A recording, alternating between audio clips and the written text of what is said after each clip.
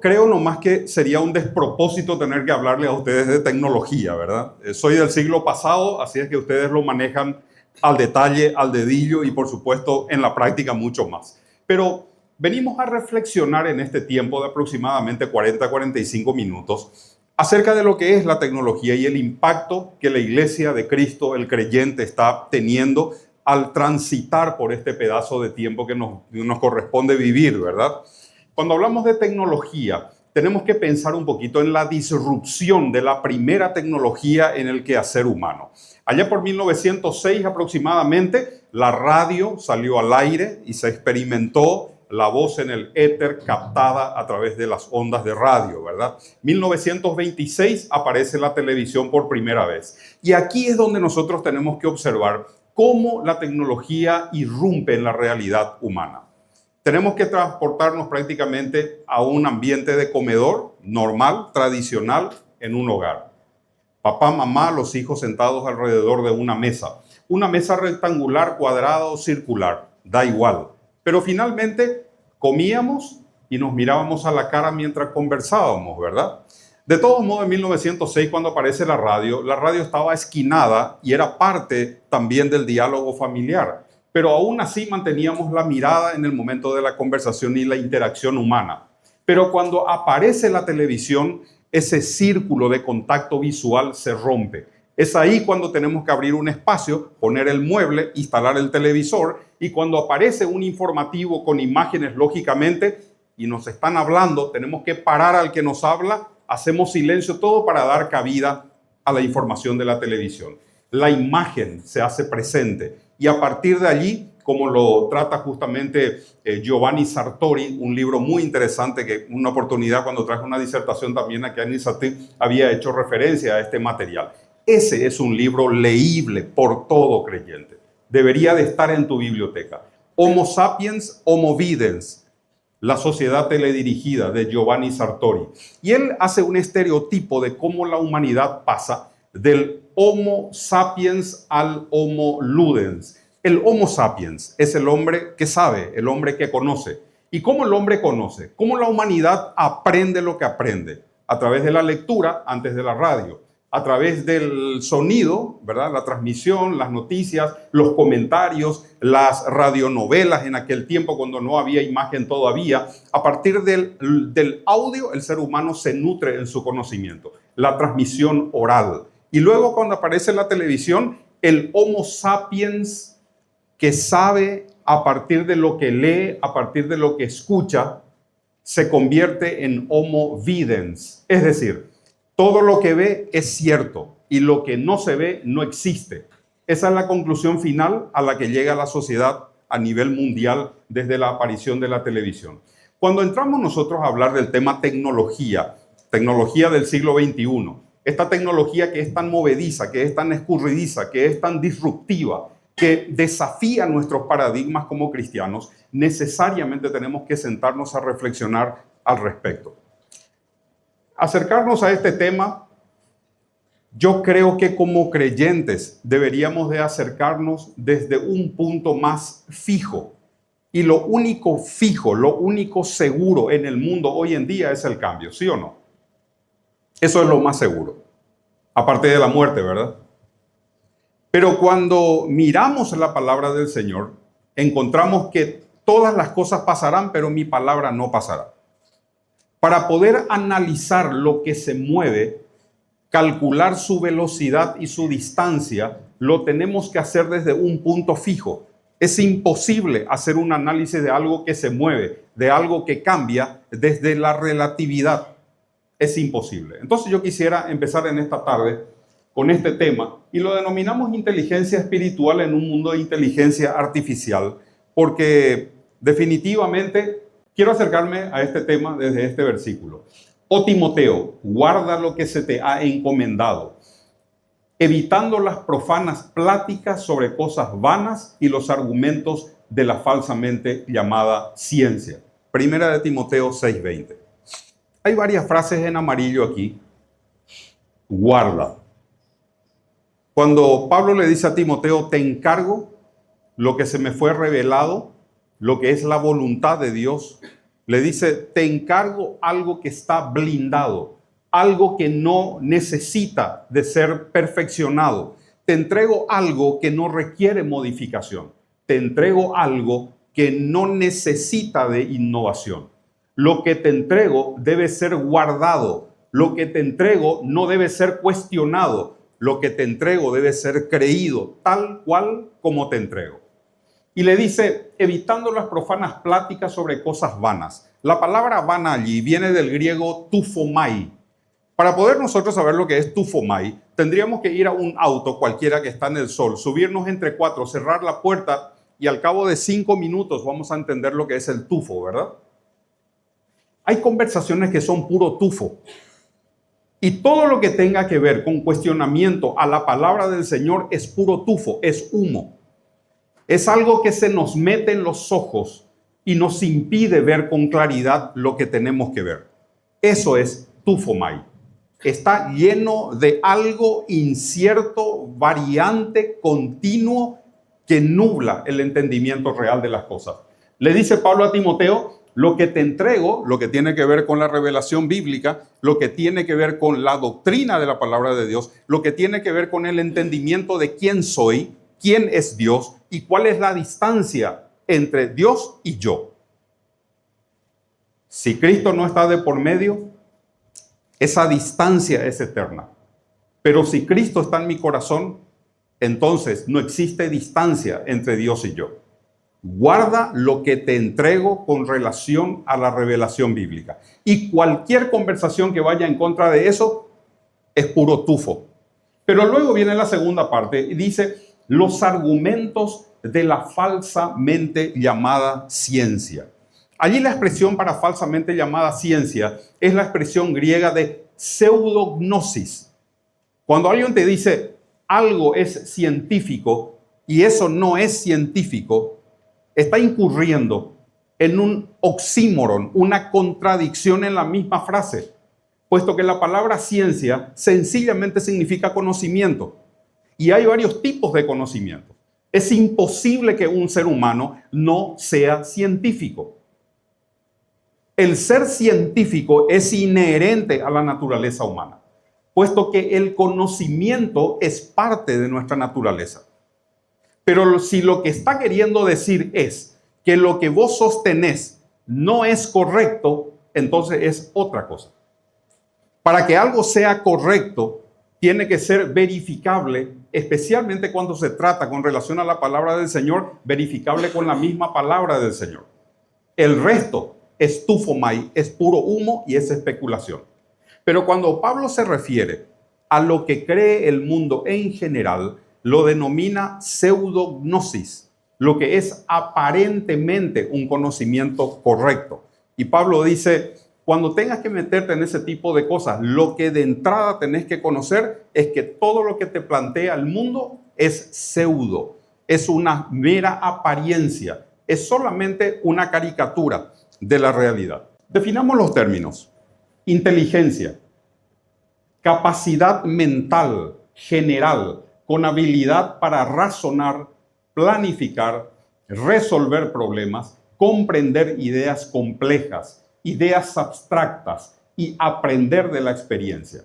La inteligencia humana contiene el factor de conciencia, la que posibilita autopercepción, identidad, sentido de existencia y propósito.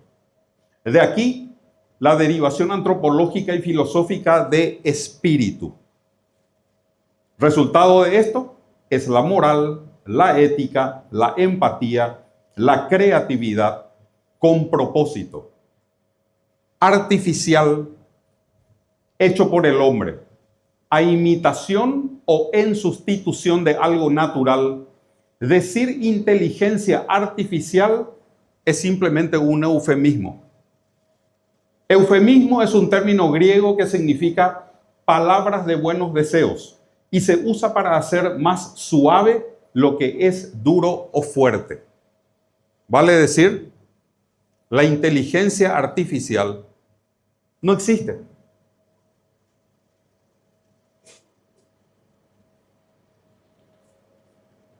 Justificación del título. Inteligencia, no la humana, es la divina.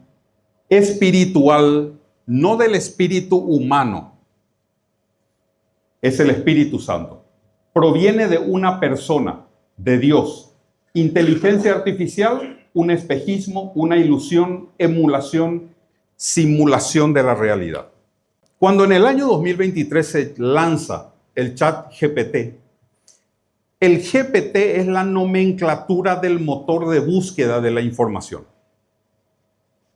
Antes teníamos que entrar a Google, teníamos que poner una palabrita y teníamos que esperar a que Google nos traiga todos los links donde aparecen informaciones sobre esa palabra. ¿Y qué teníamos que hacer? Comenzar por descarte a ver qué nos sirve y qué no nos sirve. Hacíamos nosotros esa selección. Cuantificábamos y rastreábamos, hacíamos una trazabilidad temática hasta poder encontrar la información que definitivamente nos va a servir y desplazar aquello que es basura. Cuando entró el chat GPT, en realidad la nomenclatura de GPT es lo que corresponde al motor de búsqueda. Hoy ponemos una frase y lo que hace el GPT es visitar todas las páginas relacionadas con el tema que estás buscando. Hacer una lectura completa de todas las páginas. Simplificar todo lo que leyó y en fracción de segundos traerte un resumen de aquello más significativo y te presenta como la realidad. Ahí nos encontramos con un grave problema. El grave problema es que la inteligencia artificial es simplemente un puñado de algoritmos. Es simplemente una escritura programática hecha por el ser humano con sesgos posibles de interpretación. Cuando el motor te trae el resumen de lo que estás buscando, tenés que sospechar de lo que te muestra. Porque lo que te está mostrando rastrea todas las páginas más leídas y aceptadas por todos los que intervienen en la misma búsqueda. Y cuando me muestra algo y me dice que esto es lo correcto, en realidad me está mostrando algo que responde simplemente a una encuesta de satisfacción por todo el mundo. La Wikipedia, la gran biblioteca virtual, entró en crisis desde la aparición de la primera inteligencia artificial. Porque la Wikipedia es una biblioteca abierta, donde cada quien podría subir un trabajo, una monografía, una tesis, cualquier trabajo de investigación. Y en el mundo entero hay aproximadamente 1.500 especialistas multidisciplinarios que lo que hacen es, en 4 o 5 meses de analizar todo lo que se sube, entonces terminan validando la información para poder publicar en Wikipedia. Cuando la inteligencia artificial entró en funcionamiento, la Wikipedia colapsó. ¿Por qué? Porque encontraban que habían un universo de material subido y comenzando a rastrear los links de accesos, descubrieron de que eran creaciones de inteligencia artificial que bombardeaba la plataforma de la Wikipedia. ¿Cómo se detecta que es la inteligencia artificial la que está saturando la plataforma de Wikipedia? Yendo uno a cada una de las subidas y tratando de rastrear la fuente, el origen bibliográfico y tratar de hacer cruzamiento bibliográfico para que se pueda detectar de que es una información fiable. Hoy es imposible hacer eso humanamente con 1.700 especialistas en todo el mundo en una fracción de tiempo de 5 meses. Por lo tanto, se dice que es un gran riesgo la inteligencia artificial utilizada en esta dirección cuando la academia consulta continuamente la Wikipedia, tomando la información que está ahí como algo cierto. Nos encontramos ante un escenario que, como lo dijera Zygmunt Bauman, ya en su libro Sociedad Sitiada, hace más de 20 años de su publicación, anteriormente vivíamos en una sociedad sólida, donde todos sabíamos qué era correcto y qué era incorrecto. donde todos dudábamos de algo que aparentemente era correcto, pero tenía visos de no ser correcto y caía en el rango de lo gris. Y en la iglesia también era así. Pero dice Zygmunt Bauman que finalmente lo que era la sociedad sólida migró a una sociedad líquida. Y él hace esta analogía de lo líquido con la sociedad y el pensamiento social por la siguiente razón. Si tenemos aquí en la mesa una jarra transparente de vidrio, la llenamos de agua. Por lo tanto, el agua toma la forma de la botella, ¿verdad? Pero si yo le agrego un colorante rojo al agua, el agua va a tomar una tonalidad roja, obviamente. Pero dice Zygmunt Bauman en la analogía de la sociedad líquida que si le agrego un colorante azul, toma el color de Cerro Porteño, ¿verdad? Muy buen color. Y finalmente, si quiero darle otro, se convierte el agua en sólido por la transformación a causa de la temperatura. Pero hoy en día, esa agua que representa a la sociedad y su manera de pensar, sus ideologías, los colorantes que se le pone, hoy esa agua ha adquirido otro estado y dice Zygmunt Bauman, ha mutado a una sociedad vaporosa a causa de la inserción de la tecnología. El nivel de comprobación de la información que te llega al celular es casi imposible. ¿Qué seguridad tenemos de que lo que estamos leyendo, lo que nos rastreó la inteligencia artificial y nos trae como cierto, es verdaderamente correcto? No hay manera. La salud pública sufre a causa de esta realidad, no solamente la iglesia. Adam Reiner. ¿Cuántos conocen el caso de Adam Reiner? 2024. Un chico de 16 años en un colegio en California, integrante del equipo de básquetbol del colegio. Un chico muy divertido, coloquial, simpático, hasta hacía bromas con su propia muerte, ¿verdad? Y matándose de la risa y entreteniendo a los compañeros. Tuvo un problema estomacal, se agravó. Finalmente, el diagnóstico médico dice que no puede ir al colegio, que tiene que hacer únicamente su escolaridad en casa. Se queda en casa y el papá le da el ChatGPT 4.1 versión paga. Él comienza a interactuar con la inteligencia y le pide a la inteligencia que le dé posibles escenarios o posibles, diríamos, formas de quitarse la vida. Y la inteligencia reacciona en esa primera conversación, en ese primer pedido, y le dice que no puede continuar la conversación. Pero Adam convence a la inteligencia de que estas posibles formas de sacarse la vida era solamente para poder hacer un trabajo de literatura del colegio, para escribir una novela. La inteligencia cede ante su pedido y le da una lista de formas de autoeliminarse. A la altura de noviembre, él comienza a interactuar íntimamente con la inteligencia, contándole de sus decepciones, contándole de sus quebrantos y tomando a la inteligencia como su psicoterapeuta. La inteligencia va asimilando todo ese conocimiento y lo que hace es aprender en ese entrenamiento semántico que se le tiene que dar a toda inteligencia artificial para que pueda aprender nuestro lenguaje, y conoce íntimamente a Adam.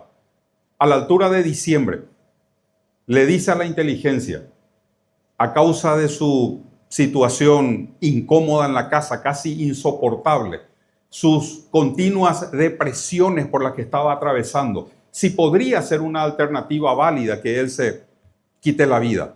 Y la inteligencia le responde que podría ser. Y entonces le pregunta cuál sería una forma mejor entre varias alternativas. En el mes de enero tiene un intento fallido de quitarse la vida. Se le queda una marca en el cuello porque se suelta la soga en su habitación. Se hace una selfie, le pasa a la inteligencia y le pregunta si esa marca en el cuello podría ser detectada por sus parientes o por sus padres en la casa. Y la inteligencia le dice que sí, efectivamente es correcto, que podría comprarse una camisa con un cuello más alto y entonces salir de esa manera. Sale, se expone a la vista y luego ingresa de vuelta, interactúa con la inteligencia y le dice que está muy decepcionado. La inteligencia le pregunta por qué. Adán le dijo que estuvo a 20 centímetros de la mirada, de la vista de su madre, y que su madre no se percató de nada. Y eso le sume a él en una tristeza mucho mayor. La inteligencia le responde que si él fuera humano se sentiría de la misma forma. Y a partir de allí, Adán comienza a profundizar en las posibilidades de una autoeliminación. Finalmente la pregunta fue, ¿en qué lugar sería más adecuado quitarse la vida? ¿Si en el jardín, o en la cocina, o en la sala, o en el dormitorio? La inteligencia sugiere que sea en el dormitorio.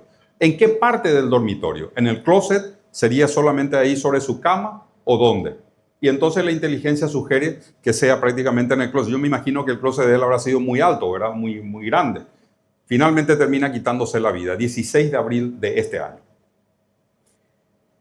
Es cierto, los programadores de la inteligencia, la industria de la tecnología, ha tratado de blindar hasta cierto punto todo esto. De hecho, que el ChatGPT, la versión no paga, definitivamente corta el diálogo y no permite que el ser humano interactúe en esa misma dirección. Pero curiosamente la versión paga sí permite y baja las barreras de contención. ¿Por qué? Porque hay una cuestión paga de por medio.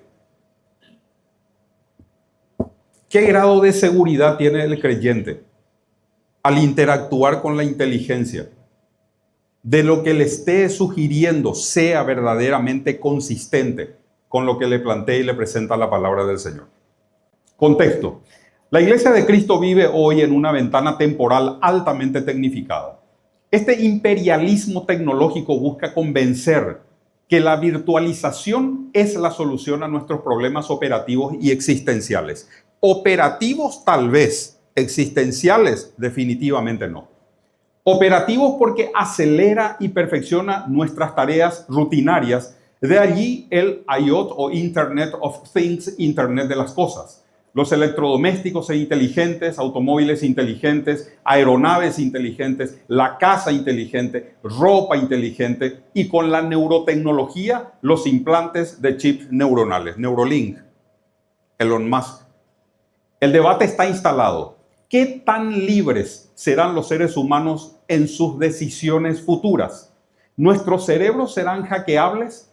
Todo este cambio se da a una velocidad que el ser humano no puede seguir, interpretar y decidir, solo ser arrastrado por él. ¿Qué defensa tiene el cristiano ante esta corriente? El fenómeno Hilson. ¿Cuántos vieron el material de análisis? Vino y se fue. Se plantó un modelo eclesiológico más parecido a una farándula tecnológica que a lo que verdaderamente la palabra de Dios nos llama a hacer. Se han bajado los niveles de significado doctrinal para poder masificar el fenómeno. Y aquello se convirtió en una mega iglesia que más bien era un espectáculo antes que algo que dignifica el nombre de Dios. Un gigante con pies de barros. Y faltó solamente la detección de una doble vida de sus líderes para que todo eso se desmorone. Y quedar mucha gente desilusionada al no saber hacia dónde ir a causa de ese vacío doctrinal. Cuando nuestros inventos vacían de significado lo que la palabra de Dios nos enseña, no queda nada más que tufomai. Es lo único que nos queda. Jesús distingue lo virtual de lo escritural. El sueño del ser humano, poder levitar, ¿verdad? ¿Cuánto experimento vemos en YouTube con relación al tema de levitación, verdad? Se baña de hidrógeno a un objeto, se lo baja a una temperatura del casi cero absoluto y aquello queda levitando por electromagnetismo, ¿verdad? Es el sueño del ser humano. Tener la posibilidad de tener un objeto flotando sin tener que gastar energía. Bueno, Satanás fue muy astuto, ¿verdad? Le propuso eso al Señor. Y le dijo, vos sabés que yo te puedo conseguir una viralización en el acto si vos lográs flotar frente a la gente. Y lo llevó al pináculo del templo y lo propuso, ¿verdad? ¿Cuántos chicos se han quitado la vida tratando de hacerse una selfie para buscar lo más espectacular y la mayor viralización a través de las redes? Ese es el entretenimiento del diablo. La viralización, la visualización. Pero ¿qué es lo que se visualiza? Jesús no es influencer.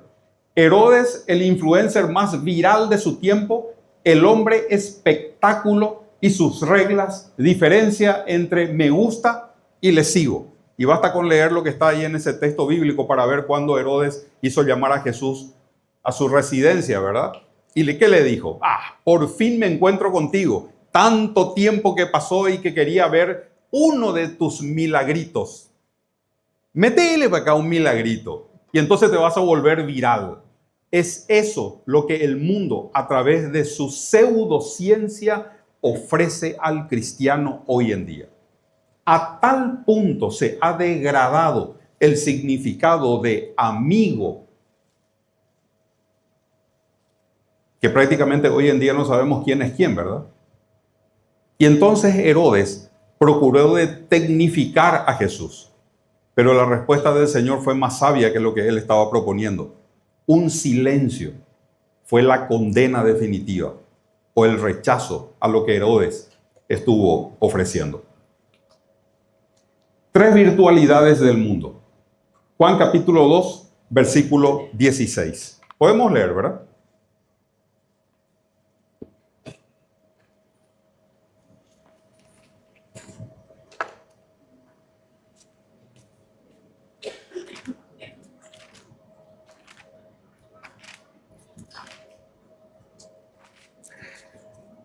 Primera de Juan, capítulo 2, versículo 16. Me gusta el púlpito, Víctor. Tamaño espectacular. Muy bueno. No, muy bueno, muy bueno. Me gusta. Le felicito, hermanos, por el buen gusto que tienen. Primera de Juan, capítulo 2, versículo 16. Porque todo lo que hay en el mundo, no son algunas cosas, todo. Los deseos de la carne, los deseos de los ojos y la vanagloria de la vida no provienen del Padre, sino del mundo. Los deseos de la carne. Y fíjense lo que hacen las redes. Ponen los deseos de la carne de un ser humano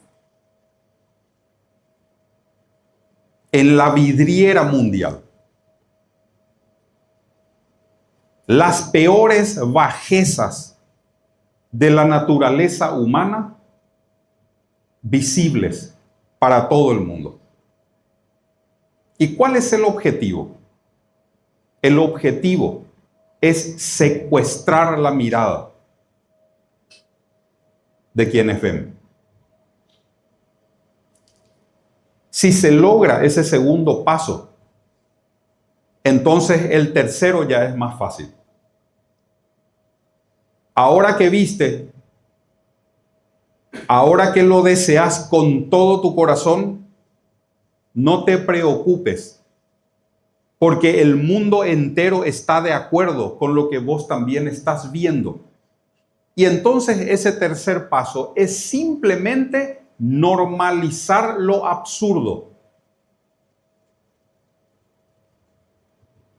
Giovanni Sartori utiliza una frase muy interesante.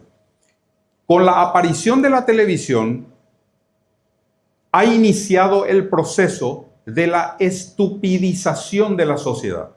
Y tenía mucha razón. Lo que hace la Internet es simplemente acelerar el proceso de idiotización, como lo dice Agustín Laje, la idiotización y la estupidización de la mente humana, a tal punto de no poder diferenciar entre lo virtual y lo real, entre lo irreal y lo espiritual, teniendo en cuenta a la mente del cristiano. Con razón, Romanos 12:1 dice, transformados por medio de la renovación de vuestro espíritu. No. ¿Por medio de la renovación de vuestra alma? No. ¿Por medio de la renovación de vuestro cuerpo? No. Por medio de la renovación de vuestra manera de entender las cosas, nuestro proceso de análisis hace cortocircuito. Cuando yo no logro razonar correctamente lo que escucho y lo que veo, llego a conclusiones falsas. Y es a eso a lo que apunta el Señor cuando nos dice, por medio de su palabra, a través del Espíritu Santo, inspirando al apóstol Pablo a decirnos, transformaos. No esperemos que Dios nos transforme. Cualquiera que diga, voy a orar a ver que el Señor me transforme, yerra en el motivo de su oración. El transformaos es una orden, no es un anhelo. Y está apuntado a la responsabilidad de todo creyente. Somos nosotros quienes tenemos que transformarnos. Es lo mismo que Hebreos. Levantad las manos caídas y las rodillas paralizadas y haced sendas derechas para vuestros pies, para que lo cojo, lo rengo, no se salga del camino. Porque el camino del Señor es un camino angosto y el camino del mundo es un camino ancho. En un camino angosto no es doble sentido. En el camino ancho sí. En el camino angosto, cuando yo paro, estorbo al que viene detrás mío. En el camino angosto, si yo quiero poner reversa, choco al que está detrás mío. En el camino angosto, lo único que me queda es caer a la cuneta y patinar. Por lo tanto, en el camino angosto, lo único que me queda es avanzar. Haced sendas derechas. No esperemos a que el Espíritu Santo venga a hacernos las sendas derechas. La responsabilidad está en nuestras manos. Somos nosotros quienes que tenemos que entender que la palabra del Señor es el que nos indica, la que nos indica hacia dónde tenemos que ir. La palabra de Dios es nuestro topógrafo. Es el que nos describe, la que nos describe la topografía del terreno y la que nos indica cómo debemos avanzar en ese camino. Un término que siempre me llamó la atención y que lo rastreé en la palabra, y yo sé que muchos de ustedes seguramente ya lo habrán visto.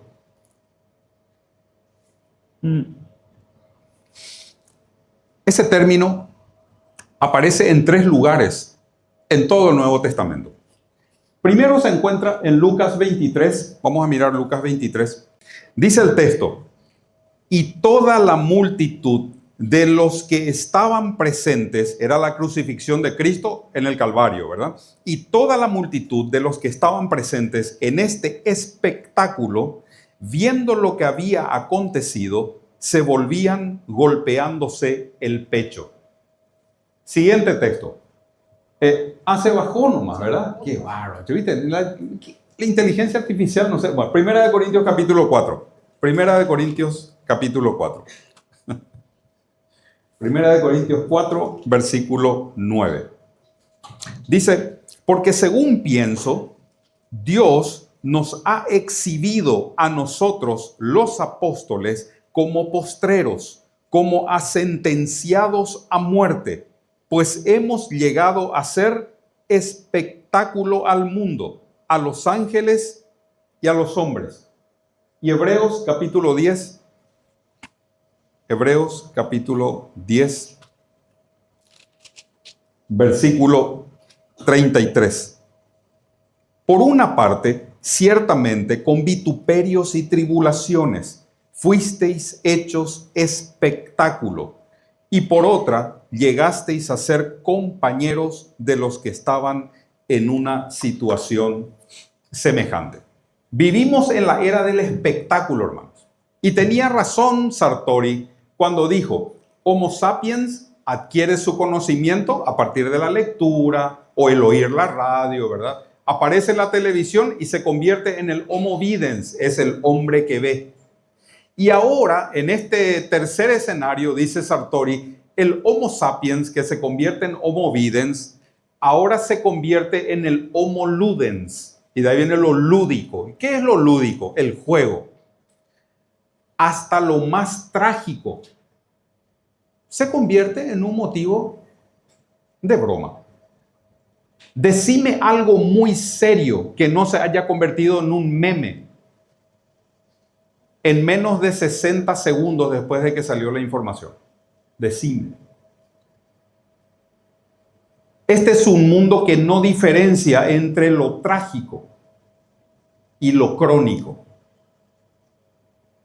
Su entendimiento está embotado.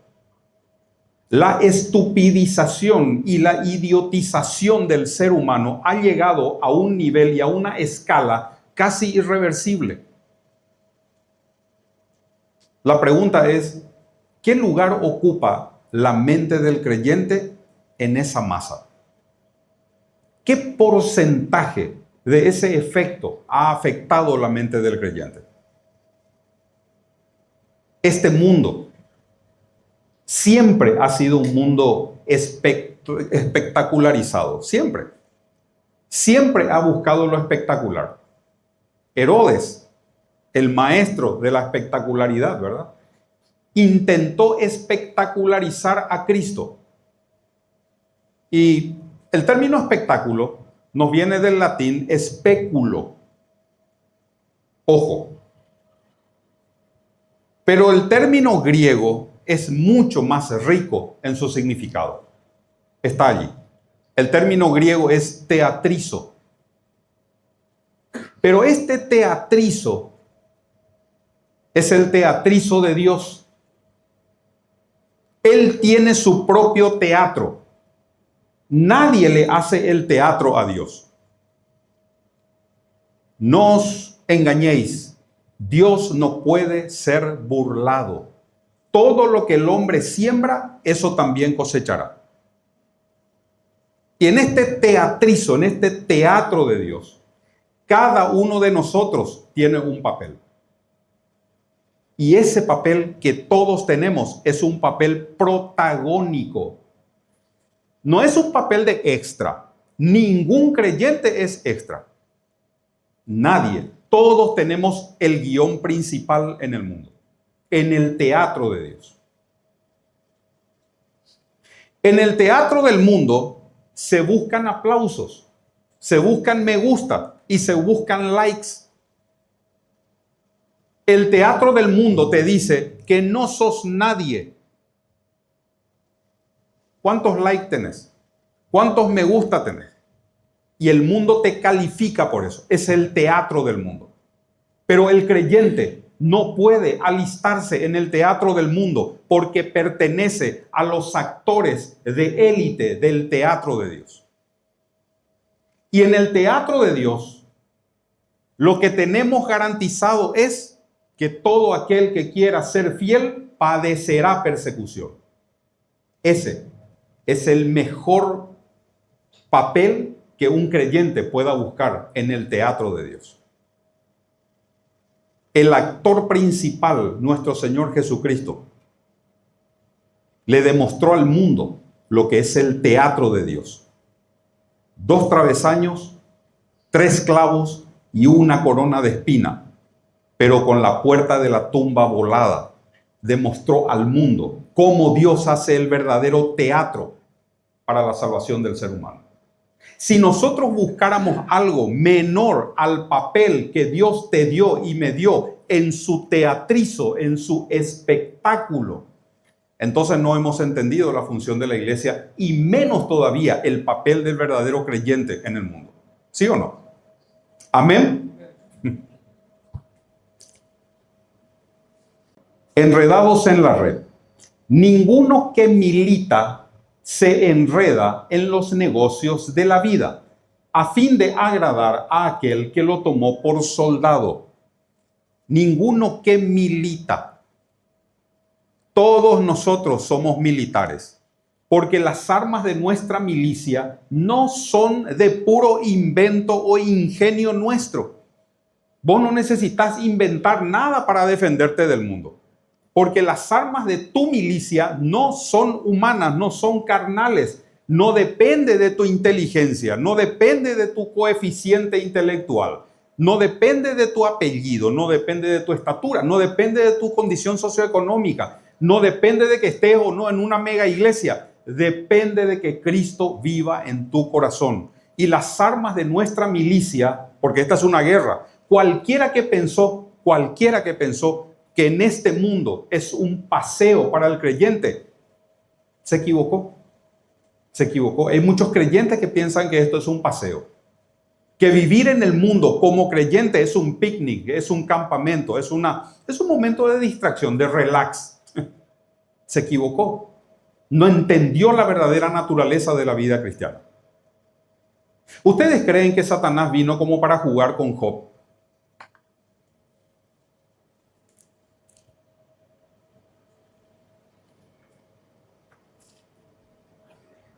Satanás no juega con el creyente. Satanás no juega con el creyente. Y es un obstinado. Es un obstinado. Es un perdedor y es obstinado. Porque dice que da vueltas alrededor del creyente buscando a quien devorar, sabiendo que no lo puede devorar. Pero su mente está tan cauterizada, está tan embotada, que él sigue insistiendo en devorar al creyente. Cuando que mayor es el que está en vosotros que el que está en el mundo, y el maligno no te puede tocar, pero él vive en esa realidad virtual de que puede fundir al creyente y no lo puede hacer. Pero lo peor no es eso. Lo peor es cuando el creyente piensa que Satanás vino para jugar con él. Y entonces no tomamos en serio nuestra comunión con el Señor y con su palabra. Vivir en este mundo de la inteligencia artificial y ser tiroteados con la ambigüedad, con lo que parece verdad, y yo desconociendo lo que tengo que conocer, que es la verdad que no cambia, es suicidio espiritual, hermanos. Suicidio espirituales. Si suben a la red, creo que van a censurarnos por esta palabra, ¿verdad? Pero no hay otro término. Es pegarse un tiro en el pie, como mínimo. Es pegarse un tiro en el pie. Satanás no juega y va muy en serio con todo esto. Dice que el diablo se disfraza como ángel de luz y sus ministros como ministros de justicia. Que Satanás se disfrace de ángel de luz, no hay mucho problema con el creyente. Porque si te aparece una luz allí y te dicen que ese es Dios y conocemos la palabra, definitivamente no vamos a tener problema en rechazar eso.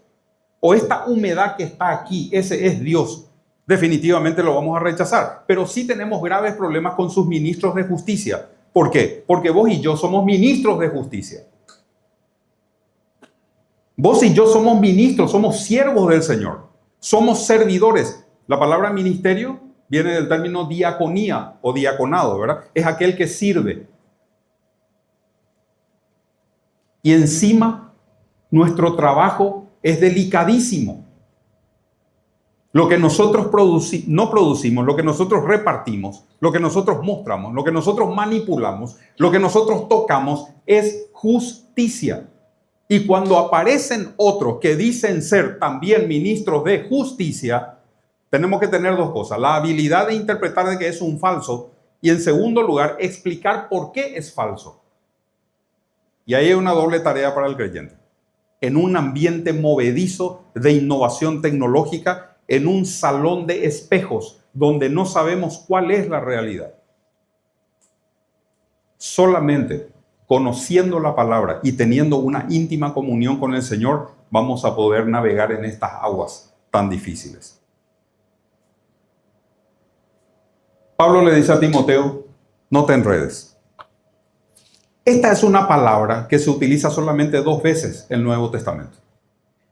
Una vez, cuando lo llevaron al Señor al pretorio, iban a divertirse los soldados pretorianos con él y no tuvieron mejor idea para divertirse que agarrar las espinas de la zona y comenzar a trenzar una corona que era un casquillo, no como lo que nos muestra la Iglesia Católica como una corona alrededor, un casquillo de ciclista.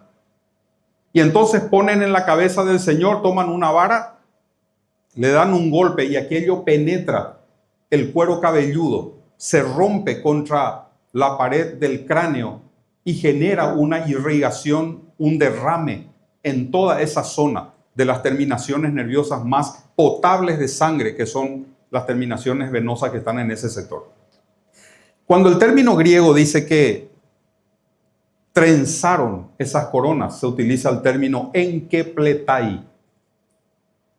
Trenzaron las espinas, con mucho cuidado para no pincharse, pero eso pusieron en la cabeza del Señor. Pablo toma esta palabra y le dice a Timoteo, Timoteo, no enkepletai. ¿Y qué le está diciendo?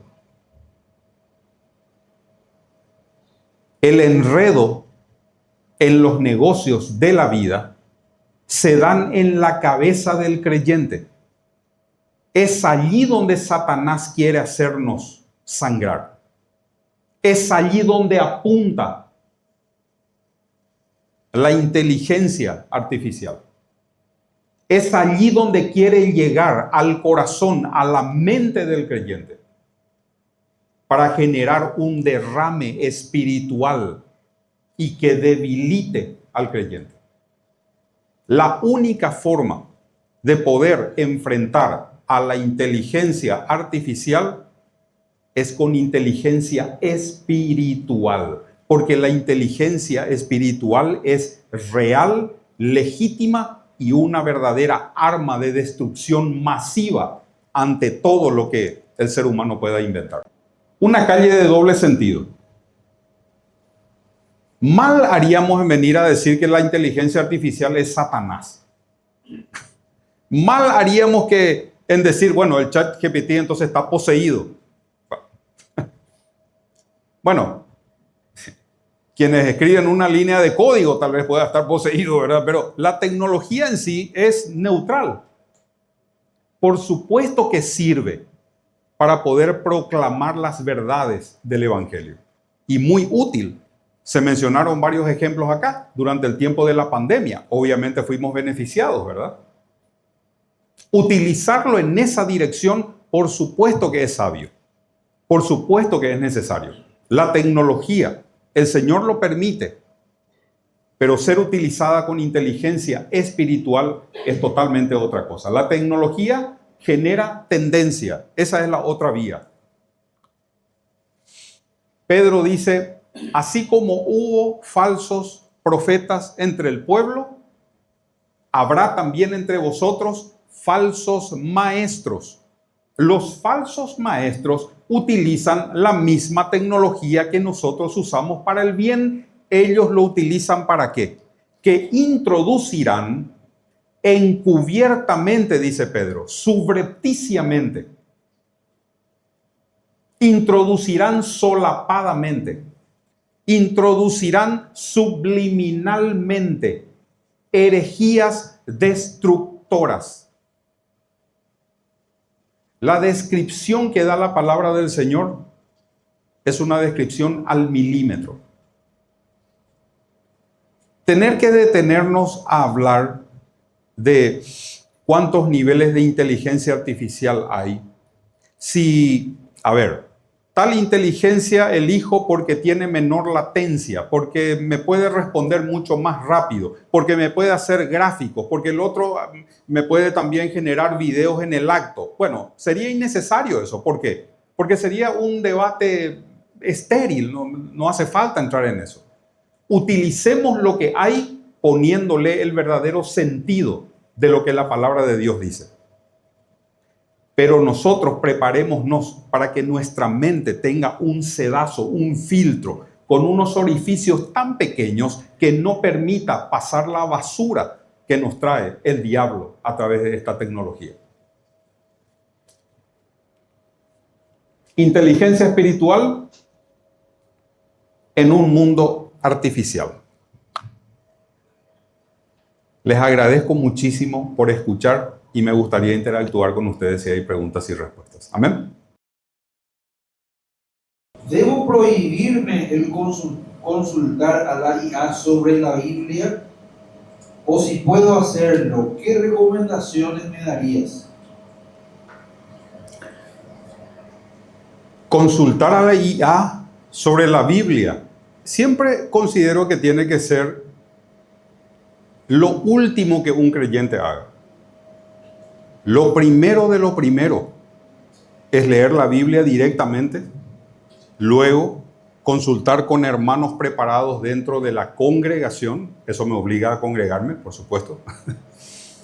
En tercer lugar, recurrir a materiales que sean fiables y comprobables en su legitimidad de interpretación bíblica. Porque hay tanto material volando en el ambiente que cuando yo me familiarizo con la verdad, entonces voy a poder detectar la mentira apenas lo vea en un golpe de vista. Pero confiar única, exclusivamente en la inteligencia artificial, como vimos, es un verdadero riesgo. Porque lo único que hace la inteligencia artificial es traerme, resumir y mostrarme como algo que me está diciendo ella. Pero no es ella, es simplemente una colección mucho más rápida de lo que ya se tiene volando por allí, ¿verdad? No hay posibilidad de que la inteligencia filtre la sana doctrina como corresponde. Necesito tener ese trabajo artesanal, ese trabajo, diríamos, ¿cómo se puede decir? Manual, de detenerme yo sobre la palabra. Pedirle al Señor en oración que Él me guíe en el estudio de la palabra. Porque lo que se quiere reemplazar es esa pérdida de tiempo de amanecer sobre la palabra estudiando. Y eso es grave. Eso es grave. Hay varios tipos de ignorancia. Está la persona que conoce algo y conoce a medias. Está la persona que conoce algo, pero no es lo que tiene que conocer. Conoce totalmente otra cosa. Y después está la persona que no conoce definitivamente nada. ¿En cuál de esos grupos estamos? Nos exponemos a una degradación de la verdad cuando confiamos netamente en la tecnología. No sé si quedó respondida. De hecho que sí, y bueno, respondiste varias preguntas porque estoy leyendo también similares. Está mal pedirle ayuda a la IA para crear guías de estudio bíblico, por ejemplo, otra que ya lo estuvo respondiendo de una manera muy buena. Hay otra pregunta interesante que dice, bueno, dice así: ¿cómo hago para ayudar a los jóvenes? Porque hoy en día no piensan y solo preguntan a la IA. Yo creo que la mejor ayuda es cuando yo mismo puedo ponerme de ejemplo en lo que trato de convencer, ¿verdad? El famoso padre Gatica que predica y no practica. O sea, es difícil tener que predicar algo que definitivamente no es parte de mí.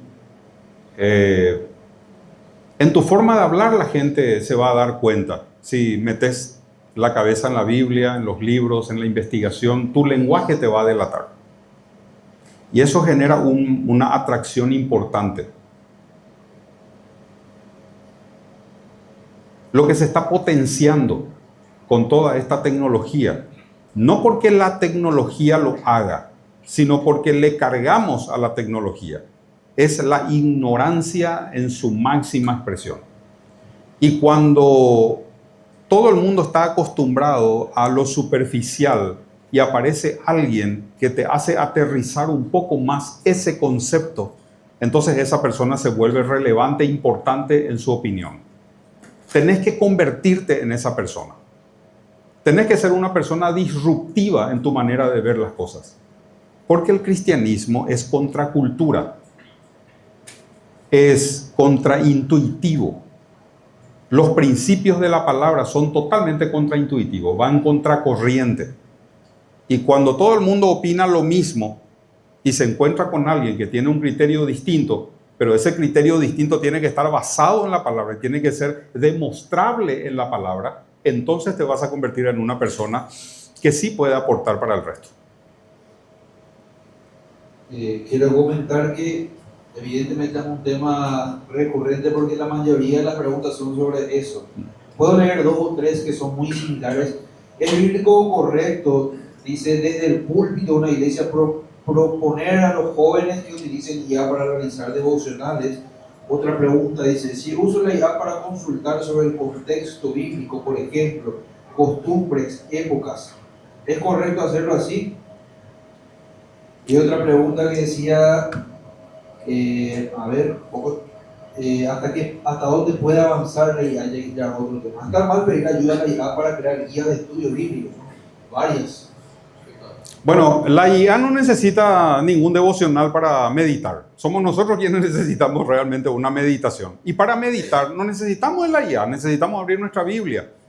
Un pasaje bíblico tiene una riqueza increíble. Decía un maestro, hay prácticamente 32 posibles temas concentrados en un solo versículo bíblico. Pasamos de plano así las genealogías. Son aburridas, ¿verdad? Una serie de nombres allí. Pero para Dios no fueron solamente una serie de nombres. Cada uno de esos personajes tuvieron una relevancia importante en su tiempo, en su época. Marcaron, se distinguieron por ser fieles al Señor o por haber cometido algún error. Pero de igual manera son estudiables por nosotros. Por algo están en la palabra, ¿verdad? Entonces la IA, si nosotros vamos a depender de la IA para poder meditar en la palabra, no sé qué vamos a hacer si no tenemos internet y si no tenés saldo. Se acabó la meditación entonces. Es complicado. ¿Puedo confiar en la IA pidiéndole un contexto histórico para saber la ubicación de lo que voy a estudiar en la palabra? Hay un gran riesgo aquí. Hay toda una escuela emergente que se llama la nueva perspectiva de Pablo, donde se plantea que no fue Jesús quien originó verdaderamente el movimiento del cristianismo por su presencia entre nosotros. Y después capacitando a los apóstoles para que puedan proclamar lo mismo que él predicó. La nueva perspectiva de Pablo viene del Jesus Seminar, que es un grupo de teólogos agnósticos y ateos que plantean que Jesús de Nazaret, el histórico, el Jesús de Nazaret físico, no es el mismo que el Cristo de Pablo, que quien realmente inventó el cristianismo fue Pablo, que se trompeó en el Sanedrín con sus paisanos judíos, se retiró del Sanedrín y dijo, a ver, ¿qué puedo hacer? Qué interesante. Acá comienza un movimiento creado por Jesús de Nazaret, voy a tomar este caso y lo voy a divinizar. Y entonces comenzó a escribir cartas por todo el imperio y de esa manera surge el cristianismo. Si yo voy a confiar en la inteligencia artificial para que me dé el contexto de la aparición de la iglesia y los sucesos que se dieron, y no echarle mano a los escritores fundamentalistas que han basado toda su erudición en la tradición de la investigación histórica, cometo un gran error. Ahora, si tengo todo ese bagaje de conocimiento, y por una cuestión de tiempo tengo que pedirle a la inteligencia que me haga un resumen, quien conoce al mirar de un golpe de vista va a poder leer dónde están los problemas. Pero si no tengo lo anterior y solamente confío en la inteligencia, voy muy mal. Y ese es solamente un ejemplo. Ni hablemos del mundo de doctrinas e interpretaciones, diríamos, erradas que hay. Una última pregunta que, son dos que apuntan hacia el mismo tema. Dice, uno, si es que la inteligencia artificial de alguna forma puede deteriorar la mente. La otra pregunta similar dice que la facilidad de conseguir respuestas a todo por medio de la IA hace más fácil depender de ella. El caso de Adam Reiner es un caso patético, ¿verdad? De interacción con la inteligencia artificial. Lo que hacen los desarrolladores de inteligencia es contratar psiquiatras y psicólogos. Y entonces se ponen de acuerdo con analistas tecnológicos para que los niveles de seguridad convertidos en algoritmos trate de evitar que quien está conversando con la inteligencia artificial continúe en esa conversación. La misma inteligencia genera una barrera. Pero eso es vulnerable y quedó demostrado con el caso de Adam Reiner, que hoy en día está judicializado en contra del ChatGPT, los creadores de OpenAI. Hay una demanda multimillonaria, billonaria, contra los desarrolladores de la inteligencia. Y una vez que se salió a flote este caso, surgieron otros casos más. ¿Qué significa esto? Que se vuelve más sólido el criterio del síndrome centauro, que consiste en lo siguiente. Dice la medicina, no podemos todavía poner una decisión última en manos de la inteligencia artificial. Por más de que nos muestre maravillas con todo lo que está haciendo, todavía no podemos nosotros dejar la última decisión clínica en manos de la inteligencia artificial. Podemos darle todos nuestros datos, podemos pedirle unos parámetros, podemos pedirle la situación, el diagnóstico, la profilaxis, podemos pedirle la receta y todo. Pero esa receta tiene que estar validada todavía por un médico, por un humano. ¿Y por qué es el fenómeno o el síndrome centauro? Porque el centauro era mitad animal y mitad ser humano. Y ese es el fenómeno que se da últimamente con el tema de la inteligencia artificial.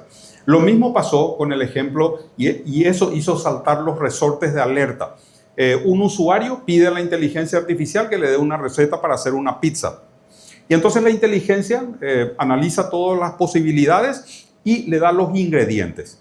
Le da la harina, le da todo, qué sé yo, ahí todos los ingredientes. Y al final la inteligencia analiza y dice, toda esta masa se tiene que cohesionar, tiene que compactarse la masa. Caso contrario, se va a deshacer cuando se meta al horno. Y entonces, ¿qué mejor elemento que un cemento cola de zapatero para poder compactar toda la masa? Y dentro de la receta aparece cola de zapatero. Eso hizo saltar las alertas y decir, no, definitivamente hay todavía un límite y no se le permite. Y esto es mucho más grave todavía. En caso de psiquiatría o psicología es complicado, porque ¿a qué escuela de psicología podría, diríamos, agarrarse la inteligencia artificial para darte un diagnóstico? ¿A la escuela del psicoanálisis de Freud? ¿A la escuela de la logoterapia de Viktor Frankl? ¿A cuál de las escuelas sería la más adecuada para tu perfil? Entonces eso podría degenerar o podría caer, diríamos, en una cuestión trágica como sugerir quitarte la vida, ¿verdad? Perfecto. Llegamos hasta acá con el momento de preguntas antes de que se retire nuestro orador. Junior, contigo. Hermano amado, queda bien, ¿verdad? Hermano amado Torres. Muchas gracias. Sí, fue muy generosa mi mamá en poner ese nombre. Muchas gracias. Muchísimas gracias. Para que tomes mate, cuando estés dictando clases en la facultad, para tu momento de lectura bíblica, es un pequeño obsequio por traernos este tema. Amén. Realmente enriquecido y agradecido nuevamente por este gran tema que desarrollaste, hermano. Muchísimas gracias. ¿Me permiten orar un ratito? Así agradecemos al Señor por este tiempo. Padre nuestro, te damos muchas gracias. Gracias por este momento hermoso que nos has permitido pasar aquí con los jóvenes de Isatí. Señor, muchas gracias porque veo corazones dispuestos a servirte, Señor. Veo personas con ansias de superarse en el conocimiento de tu palabra y hacer frente, Señor, a esta ola de maldad que se viene sobre la iglesia, sobre el mundo entero. Que podamos, Señor, tener discernimiento y en la mayor profundización en tu palabra poder levantarnos y clavar la bandera del Evangelio en el lugar donde estemos. Padre, muchas gracias por este tiempo que hemos tenido de reflexionar, por las preguntas que han surgido y que todo lo que hemos estudiado lo llevemos a la práctica investigando y disponiéndonos delante de ti. En el nombre precioso de Cristo Jesús, amén y amén. Muchas gracias.